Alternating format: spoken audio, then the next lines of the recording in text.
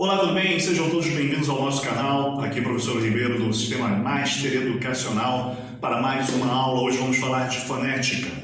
Mas antes eu preciso pedir que você se inscreva no canal, caso não seja inscrito, acione o sininho das notificações, deixe o seu like e o seu comentário. Isso realmente é muito importante para o crescimento desse canal. Muito bem, o assunto de hoje é fonética. A fonética estuda o comportamento dos sons na fala. Nós, seres humanos, somos dotados da capacidade de nos comunicarmos através da fala. Quando falamos, nós produzimos pequenos sons, pequenas unidades sonoras que, combinadas, formam a palavra. Essas unidades recebem o nome de fonema. Os fonemas são a menor unidade sonora da fala. E eles são basicamente de dois tipos: os consonantais e os vocálicos. Bom, eu não vou tomar muito tempo desse vídeo falando sobre consoantes e vogais, porque a fonética é um assunto que a gente aprende lá no ensino fundamental e a gente fala muito sobre consoante, a gente sabe o que é isso. Os fonemas, eles são produzidos na fala humana. Então, isso é uma capacidade do ser humano. Nós nascemos com essa habilidade, com essa capacidade de produzir sons que, combinados, formam a palavra. Isso é inato, isso faz parte da natureza do ser humano. As letras são um recurso da tecnologia. As letras pertencem ao campo da escrita, e a escrita é uma invenção do ser humano. Surge com a necessidade de se registrar as palavras. Então, uma coisa é inata ao homem, os fonemas. A outra coisa é uma invenção. É uma invenção que surge a partir dessa necessidade e utiliza sempre instrumentos. Por mais simples que seja o instrumento, seja um graveto para você escrever na areia, mas você precisa de um instrumento para produzir a escrita. E a letra é um sinal gráfico, um símbolo gráfico, que pretende reproduzir ou representar os fonemas que falamos. Então, para o assunto das consoantes e das vogais. As consoantes são aqueles fonemas que, quando produzimos, o ar sai dos pulmões, passa pelo sistema fonador, encontra algum tipo de barreira, de atrito aqui na região da boca, e então forma aquele som característico das consoantes. Já as vogais, quando o ar vem dos pulmões, ela passa direto, tanto aqui pelas vias respiratórias, tanto as vias nasais quanto orais, sem encontrar nenhum atrito. Porém, as vogais, elas são de dois tipos, Nós temos os fonemas vocálicos, que são os sons que têm um padrão de intensidade maior, e os fonemas semivocálicos, as semivogais, que têm um padrão de intensidade menor. Então, em palavras como caixa, por exemplo, nós temos aí a semivogal I. Ela é um som, essa semivogal, ela tem uma intensidade menor do que a vogal A. E isso se retrata, fica muito claro, quando a gente, por exemplo, pronuncia a palavra caixa dessa maneira assim, caixa. Veja, eu nem pronunciei a semivogal, porém a palavra se manteve com o mesmo significado, com o mesmo sentido. É claro que isso não acontece em todas as palavras em que há uma semivogal. A palavra água, por exemplo, nós temos a semivogal U. No entanto, eu preciso pronunciar porque eu não posso falar água, eu tenho que falar água. Então, isso é só um exemplo para demonstrar a diferença entre vogal e semivogal, porque são sons vocálicos com padrão de intensidade diferente, com padrões de intensidade diferentes, tá bom? Bom, como nós já adiantamos, as letras e os fonemas são coisas diferentes. Portanto, as palavras poderão possuir números diferentes de fonemas e de letras. Isso acontece porque, em algumas palavras, algumas letras podem representar mais de um som e representam também fonemas diferentes, tá? Como é o caso do X. Vamos analisar a palavra anexo. A palavra anexo, por exemplo, ela é escrita utilizando 5 símbolos gráficos, 5 sinais gráficos, 5 letras. E essas 5 letras estão representando 6 fonemas. Sim, porque quando nós pronunciamos a palavra anexo, necessariamente nós produzimos 6 fonemas. Mas por que essa diferença? Porque na escrita, a letra X está representando, ela sozinha representa 2 fonemas, que é o K e o S. Esse KS nós pronunciamos na palavra anexo, assim como na palavra tórax, assim como na palavra táxi. Mas o contrário também pode acontecer. Nós podemos ter palavras com um número maior de letras e menor de fonemas.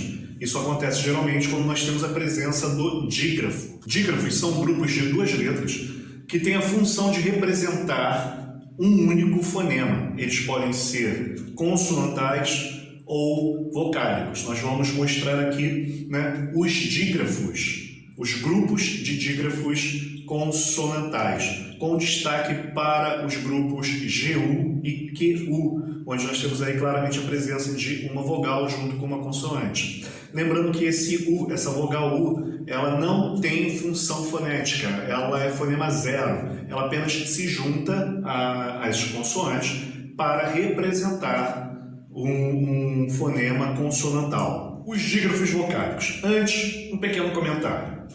Na escola, nós aprendemos que existem 5 vogais, não é isso? Na verdade, existem 5 letras que representam os sons vocálicos, mas nós temos 15 fonemas vocálicos, tá bom? Nós temos 5, vamos chamar de vogais, 5 vogais orais abertas, A, E, I, O, U. Nós temos 3 vogais orais fechadas, que aparecem em palavras como cama, rede, cor, ou seja, tirando U e tirando I, as outras 3 também podem ser pronunciadas de forma oral fechada. Nós temos 5 vogais nasais, an, en, in, on, e temos 2 semivogais. As semivogais, como dissemos antes, são aquelas vogais, aqueles sons vocálicos, fonemas vocálicos, com menor padrão de intensidade na pronúncia, tá certo? Portanto, as semivogais sempre serão U e I, tá bom? Na escrita, elas serão representadas pelas vogais, pelas letras vogais U e I, mas também por E e O. Mas só quando E e O estiverem representando o som das semivogais U e I, tá certo? Voltando aos dígrafos vocálicos. Eles existem justamente para representar os fonemas vocálicos nasais, as vogais nasais. E como isso acontece na escrita? Bom, nós temos lá as vogais, as letras vogais, acompanhadas de M ou N, no início ou no interior da palavra. Lembrando também que essa letra M, essa consoante M ou N, que acompanham as vogais para formar o dígrafo vocálico, para representar o som nasal das vogais, tá? Elas são também fonema zero, elas também não têm função fonética, tá bom? Elas estão ali só mesmo para lembrar ao leitor que aquela vogal precisa ser pronunciada de forma nasal. Muito bem, agora vamos falar sobre os encontros vocálicos e os encontros consonantais. Começando pelos encontros vocálicos. Os encontros vocálicos são de 3 tipos: os ditongos, os tritongos e os hiatos. Os ditongos são os encontros de vogais e semivogais. Lembrando que as semivogais são aqueles fonemas de intensidade menor. Os ditongos são formados assim, então, por vogal e por semivogal. Eles podem ser orais ou nasais, podem ser crescentes, quando o primeiro fonema for uma semivogal e o segundo uma vogal. Ou o contrário, eles podem ser decrescentes, quando o primeiro fonema for uma vogal e o segundo uma semivogal. Também preciso lembrar que os ditongos são inseparáveis, ou seja, eles permanecem juntos dentro da mesma sílaba. Não pode haver separação de ditongos. O tritongo ele já obedece uma estrutura rígida. Semivogal, vogal e semivogal. Não há tritongo, por exemplo, na palavra papagaio, porque na palavra papagaio nós temos vogal, semivogal e vogal. Então ali nós não temos tritongo, mas palavras como Uruguai, Uruguai, Paraguai, nós temos tritongo. Nós temos também o hiato.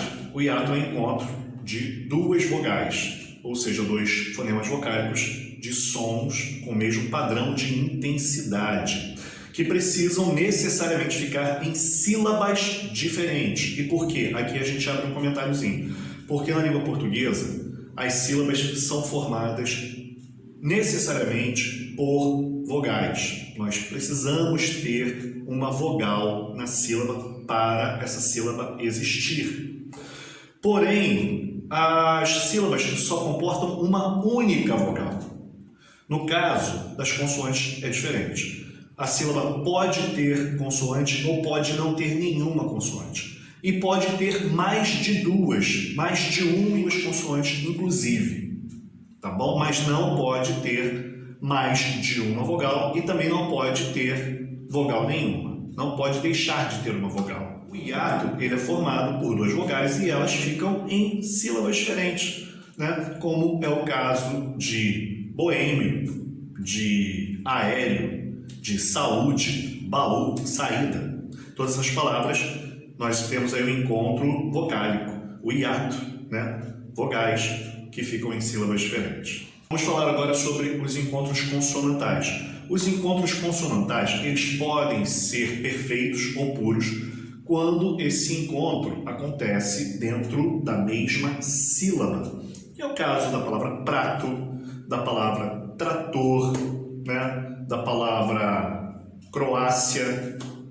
Então, quando o encontro acontece dentro da mesma sílaba, o encontro consonantal é puro ou perfeito.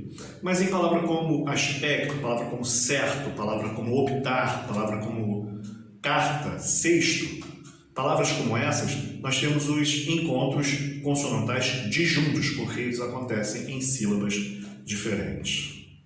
Por fim, eu quero falar com você sobre o ressoo nasal. O ressoo nasal é um fenômeno que acontece com palavras que terminam com AM e EM. Ou seja, na escrita essas palavras terminam assim. E o que isso te lembra? Isso lembra um dígrafo vocálico, nós falamos agora há pouco. Só que como está no final, né, essas terminações, são terminações que estão no final da palavra, né, a estrutura gráfica ela se assemelha ao dígrafo vocálico, mas a estrutura fonética se assemelha ao ditongo nasal. Veja, nós falamos cantam, falam, também, amém. É nítida a presença, né, de um ditongo nasal aí, onde, se escrevêssemos foneticamente, teríamos uma vogal A nasal e uma semivogal U nasal, ou palavras como amém, um E nasal e um I nasal, formando um ditongo nasal. Mas para algumas bancas, né, eles classificam isso, alguns gramáticos classificam como ressoo nasal, mas a presença de um ditongo aí é muito clara. Acontece que na escrita, né, a estrutura gráfica assemelha-se a um dígrafo vocálico. Então é só para que você não faça essa confusão. O dígrafo acontece no início ou no interior da palavra.